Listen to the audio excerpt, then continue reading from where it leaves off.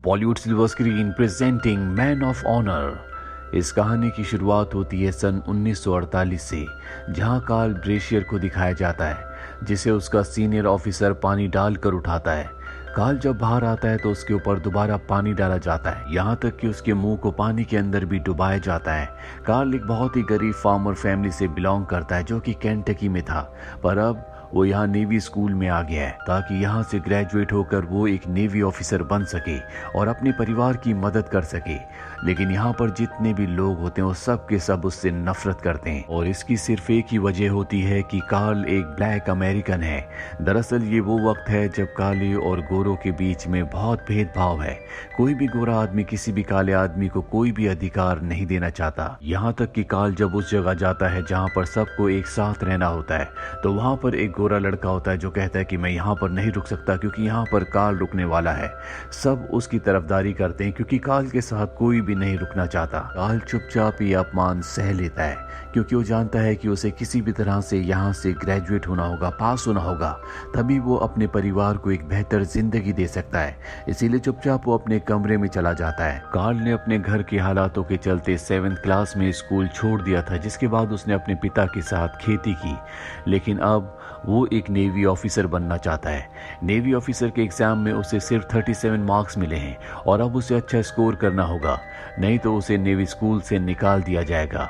और यहाँ पर हर एक इंसान ऐसा ही चाहता है। कार्ल को अब एग्जाम पास करना है, इसीलिए वो न्यूयॉर्क की एक लाइब्रेरी में जाता है जहाँ पर उसकी मुलाकात अपनी तरह एक ब्लैक लड़की से होती है जिसका नाम जो है, जो एक मेडिकल स्टूडेंट है और वो लाइब्रेरी में पार्ट टाइम जॉब करती है। कार्ल जो उसे कहता है कि वो किसी भी कीमत पर एग्जाम को पास करना चाहता है, जिसके लिए वो दिन रात मेहनत करने के लिए तैयार है और जो उसकी मदद करती है। कार्ल दिन रात यहाँ पढ़ाई करता है और उसके जो भी डाउट्स होते हैं, जो भी उसे समझ नहीं आ रहा होता, उसमें जो उसकी मदद करती है, जो की मदद की वजह से उसे एग्जाम में 76 मार्क्स मिलते हैं, जिससे कार्ल बहुत खुश होता है और इस तरह से वो एग्जाम को पास कर लेता है। लेकिन अब भी उसकी ट्रेनिंग बाकी है और ट्रेनिंग के दौरान 2 स्टूडेंट्स को एक बोट को रिपेयर करने के लिए कहा जाता है और जब वो बोट को रिपेयर कर रहे होते हैं तभी उनकी बोट डूबने लगती है। दोनों के दोनों अंदर फंस जाते हैं। कार्ल उनकी मदद करने के लिए जाता है। इन दोनों में से एक का ऑक्सीजन पाइप भी कट चुका होता है, इसीलिए उसे सांस लेने में प्रॉब्लम हो रही होती है। उन दोनों स्टूडेंट्स में से एक स्टूडेंट अपनी जान बचाने के लिए वहां से अपने दोस्त को छोड़कर निकल जाता है, पर कार्ल ऐसा नहीं करता। वो अपना ऑक्सीजन पाइप निकालकर उसके सूट में लगाता है और इस तरह से वो उसकी जान बचाकर उसे बाहर ले आता है। ये सब के सब वापस जब एकेडमी में आते हैं तो इनके सीनियर ऑफिसर्स इनके सामने आते हैं और उस स्टूडेंट को, जिस स्टूडेंट ने अपने दोस्त को पानी के अंदर बोट में छोड़ दिया था, उसे सामने बुलाया जाता है और उसे मेडल दिया जाता है। दरअसल ये सब कार्ल को नीचा दिखाने के लिए किया जा रहा होता है। कार्ल की सिर्फ यही गलती है कि वो एक ब्लैक अमेरिकन है और सीनियर ऑफिसर्स उसे एहसास दिलाना चाहते हैं कि ब्लैक लोगों को कभी भी गोरे लोगों के बराबर इज्जत नहीं मिल सकती, चाहे वो कितना ही बड़ा काम क्यों ना कर ले। कार्ल इस सब कुछ सहता रहता है क्योंकि किसी भी तरह से वो एक नेवी ऑफिसर बनना चाहता है। अब एक दिन कार्ल के घर से फोन आता और उसे बताया जाता है कि उसके पिता की मृत्यु हो गई। कार्ल इस बात से पूरी तरह से टूट जाता है क्योंकि उसके पिता ने जिंदगी भर बहुत मेहनत की थी। कार्ल उनके लिए कुछ करना चाहता था, उन्हें एक बेहतर जिंदगी देना चाहता था, लेकिन कार्ल ऐसा नहीं कर पाया। कार्ल इस बात से फ्रस्ट्रेट होता है, इसीलिए वो अपने सीनियर ऑफिसर के पास जाता है जो हमेशा उसे टॉर्चर करता है और उसे पानी के अंदर स्टेमिना चेक करने के लिए चैलेंज करता है। वो ऑफिसर उसका चैलेंज एक्सेप्ट कर लेता है, जिसके बाद इन दोनों को डाइविंग हेलमेट पहनाया जाता है। यहाँ पर और भी बहुत सारे स्टूडेंट्स होते हैं जो टाइम नोट करेंगे और अब इनके हेलमेट के अंदर पानी भरना शुरू हो जाता है। ये दोनों एक दूसरे से नहीं हारना चाहते, इसीलिए 4 मिनट बीत जाने के बाद भी इन दोनों में से कोई गिव अप नहीं करता। ऑफिसर किसी भी कीमत पर कार्ल से नहीं हारना चाहता क्योंकि वो एक ब्लैक है, पर जब ऑफिसर की नाक से खून निकलना शुरू हो जाता है तो उसके हेलमेट को खोल दिया जाता है। हालांकि एक तरह से कार्ल की जीत हो चुकी है, लेकिन उसे कोई भी अप्रिशिएट नहीं करता। कार्ल सब कुछ सहता रहता है क्योंकि किसी भी तरह से वो इस पूरी ट्रेनिंग को खत्म करना चाहता है। अब एक दिन कार्ल जब अपने रूम में जाता है तो वहां पर किसी ने लिखा होता है, we are gonna drown you nigger, मतलब हम तुम्हें डुबा देंगे। लेकिन कार्ल इस तरह की धमकियों से नहीं डरता क्योंकि उसने जिंदगी में बहुत कुछ सहा है। इसके बाद कार्ल के पास वही ऑफिसर यानी कि मास्टर चीफ आता है जिसकी नाक से खून निकला था और वो उसे कहता है कि चाहे कुछ भी हो जाए कल के एग्जाम में हम तुम्हें पास नहीं होने देंगे। कार्ल उसकी बातों से बिल्कुल भी नहीं डरता, उसकी आंखों में कॉन्फिडेंस होता है, बल्कि वो उसकी इस तरह की बातों से इरिटेट हो रहा होता है। और जब मास्टर चीफ उसके चेहरे पर उसकी आंखों में सब कुछ देखते हैं तो वो अपना आपा खो बैठते हैं और वहीं पर उसका रखा हुआ रेडियो जमीन पर पटक देते हैं। कार्ल को इससे बहुत दुख होता है क्योंकि उसके पिता ने उसे रेडियो दिया था, ये उसके पिता की निशानी थी। हालांकि कार्ल को बहुत गुस्सा आता है लेकिन वो अपने गुस्से को कंट्रोल करता है क्योंकि कल उसका फाइनल एग्जाम है जिसे उसे पास करना है और अगर उसने उस एग्जाम को पास कर लिया तो उसकी ट्रेनिंग पूरी हो जाएगी। अगली सुबह दिखाया जाता है जहां पर कार्ल और उसके सभी साथी अपने एग्जाम के लिए तैयार हैं। ये एक प्रैक्टिकल एग्जाम है जिसमें इन्हें पानी के अंदर जाकर एक मशीन को असेंबल करना है और अब सब के सब पानी के अंदर जाते हैं जहां कार्ल को अपना टारगेट मिल जाता है और वो ऊपर ऑफिसर से टूल किट मांगता है जिससे वो मशीन को असेंबल कर पाए। लेकिन ऊपर ऑफिसर पहले उस टूल किट के बैग को काट देता है और जब वो टूल किट को नीचे पानी में डालता है तो सारे के सारे जितने भी टूल्स होते हैं जिनसे मशीन को असेंबल किया जा सकता है वो पानी में इधर उधर गिर जाते हैं। कार्ल पूरी तरह से कंफ्यूज्ड है कि अब वो क्या करेगा, लेकिन वो बिना मशीन को असेंबल किए ऊपर नहीं आ सकता। अगर उसने ऐसा किया तो एग्जाम में वो फेल हो जाएगा। 6 घंटों तक वो पानी के अंदर ही रहता है। दरअसल वो टूल्स को ढूंढकर मशीन को असेंबल कर रहा होता है। 3 घंटे और बीत जाते हैं और 9 घंटे हो जाते हैं। अब उसे पानी के अंदर बहुत ठंड लग रही होती है। ऊपर से ऑफिसर कार्ल को कहता है कि तुम अब बाहर आ जाओ नहीं तो तुम्हारी मृत्यु हो जाएगी। दरअसल सब के सब बहुत घंटों पहले अपनी मशीन को असेंबल करके वापस आ चुके होते हैं, लेकिन कार्ल अब भी पानी के अंदर होता है। और इसके बाद ऑफिसर कहता है कि कार्ल की रस्सी को खींच लिया जाए और जब कार्ल की रस्सी को खींचा जाता है तो उसमें कार्ल नहीं बल्कि वो मशीन होती है जो उसे असेंबल करनी थी। कार्ल ने उस मशीन को असेंबल कर लिया होता है। इसके बाद कार्ल भी ऊपर आ जाता है। जब उसके हेलमेट को डाइविंग सूट को हटाया जाता है तो देखते हैं कि उसका पूरा शरीर ठंडा पड़ चुका है, लेकिन उसकी आंखों में अब भी आग होती है। ये देखकर मास्टर चीफ के दिल में भी उसके लिए इज्जत बढ़ जाती है। कार्ल अब एक नेवी ऑफिसर बन चुका है। जब वो अपने रूम में जाता है तो देखता है कि वहां पर उसका वही रेडियो है जो मास्टर चीफ ने तोड़ दिया था, जो उसके पिता की आखिरी निशानी है। वो रेडियो वापस पाकर वो बहुत खुश होता है। हालांकि कार्ल नेवी में भर्ती हो चुका है, लेकिन उसका सपना एक नेवी ऑफिसर बनने का है जो आज से पहले कोई भी ब्लैक आदमी नहीं कर पाया।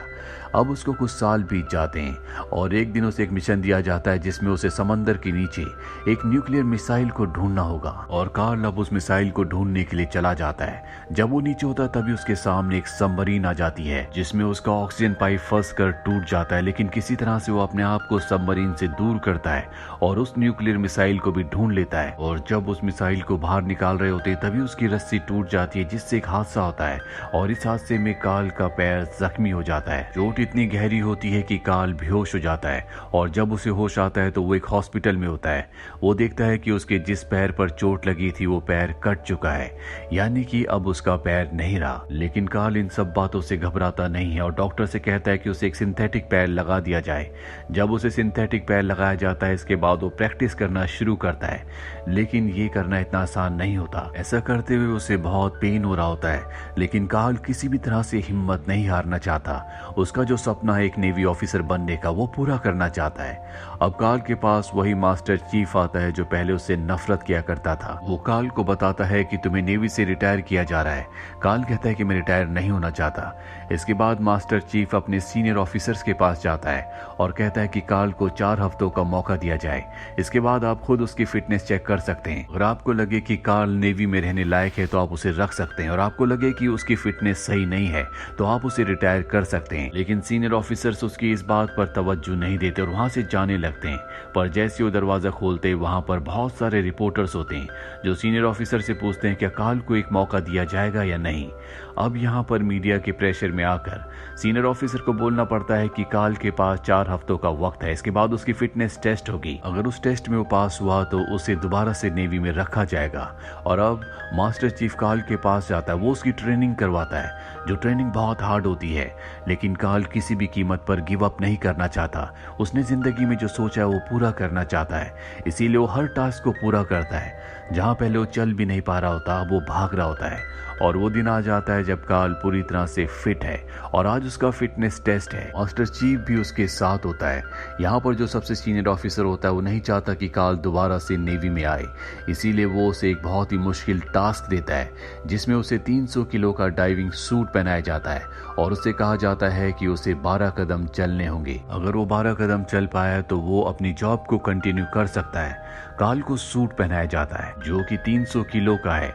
इसके बाद कार्ल को खड़ा करने के लिए 2 लोग आते हैं, लेकिन कार्ल का जो सीनियर ऑफिसर होता है, जो नहीं चाहता कि कार्ल दोबारा से इस जॉब को कंटिन्यू करे, वो उन्हें कार्ल की मदद करने से मना कर देता है। कार्ल अपनी पूरी हिम्मत और शक्ति से खड़ा होता है। इसके बाद वो धीरे धीरे चलना शुरू करता है। वो एक एक करके 7 कदम चलता है, जिसके बाद उसके पैर में बहुत दर्द होना शुरू हो जाता है। उसकी आंख से आंसू निकल जाते हैं। अब उसके अंदर एक भी कदम आगे बढ़ाने की शक्ति नहीं है, लेकिन अगर उसने ये 5 कदमों का सफर पूरा नहीं किया तो उसका वो सपना जो उसने हमेशा से देखा था वो हमेशा के लिए टूट जाएगा। सीनियर ऑफिसर जब ये देखता है कि कार्ल अब नहीं चल पा रहा तो वो उसे गिव अप करने के लिए कहता है, लेकिन मास्टर चीफ भी वहीं पर होता है जो कार्ल को मोटिवेट करता है और कहता है कि तुम्हें इन 5 कदमों का सफर तय करना होगा। जिसके बाद कार्ल एक एक करके कदम बढ़ाना शुरू करता है। हर एक कदम के साथ उसकी आंखों के आंसू बढ़ते चले जाते हैं। हर एक बढ़ते कदम के साथ उसे इतना दर्द हो रहा होता है जैसे उसकी जान चली जाएगी, लेकिन वो हिम्मत नहीं हारता और 5 कदम और आगे बढ़ाता है, यानी कि उसने टास्क को पूरा कर लिया है। ये देखकर सब के सब हैरान हो जाते हैं। वो सीनियर ऑफिसर भी अपनी जगह पर खड़ा हो जाता है जो नहीं चाहता था कि कार्ल इस टास्क को पूरा करे, जिसने जानबूझकर कार्ल को ये मुश्किल टास्क दिया था। और वो हैरान होकर अनाउंस करता है कि कार्ल अपनी जॉब को कंटिन्यू कर सकता है। अमेरिकन नेवी के इतिहास में पहली बार हुआ था कि किसी डिसेबल पर्सन ने अपनी जॉब को दोबारा कंटिन्यू किया हो। कमरे में जितने भी लोग होते हैं सब के सब कार्ल के लिए तालियां बजाते हैं, क्योंकि उसके करेज के आगे सब के सब हैरान थे। और अब 2 साल बाद का वक्त दिखाया जाता है जहां पर कार्ल अब एक सीनियर ऑफिसर बन चुका है और उसकी पोजीशन होती है मास्टर डाइवर की। और आज से पहले इतिहास में कभी भी कोई ब्लैक इंसान इस पोस्ट तक नहीं पहुंचा, यानी कि कभी भी कोई ब्लैक मैन सीनियर ऑफिसर नहीं बना। कार्ल वो पहला इंसान था जो सीनियर ऑफिसर बना। इसके बाद भी कार्ल ने 9 सालों तक अपनी जॉब को कंटिन्यू रखा और इस तरह से कार्ल ने इतिहास लिखा। कार्ल इतिहास लिख पाया क्योंकि उसे अपने आप पर विश्वास था। वो अपने सामने आने वाली परेशानियों से कभी नहीं घबराया, बल्कि उनसे लड़ा और खुद को साबित करके दिखाया। और उसका करेज इतना महान था कि सबको उसके आगे झुकना पड़ा। अगर इंसान के अंदर हिम्मत, लगन और साहस हो तो दुनिया की हर ताकत उसके आगे झुक सकती है। वो हर वो चीज हासिल कर सकता है जो वो अपनी जिंदगी में चाहता है। तो ये थी कार्ल की जिंदगी की सच्ची कहानी, जो हमें सिखाती है कि हिम्मत और साहस से दुनिया का बड़े से बड़ा काम किया जा सकता है। उम्मीद करते हैं कि ये कहानी आपको पसंद आई होगी।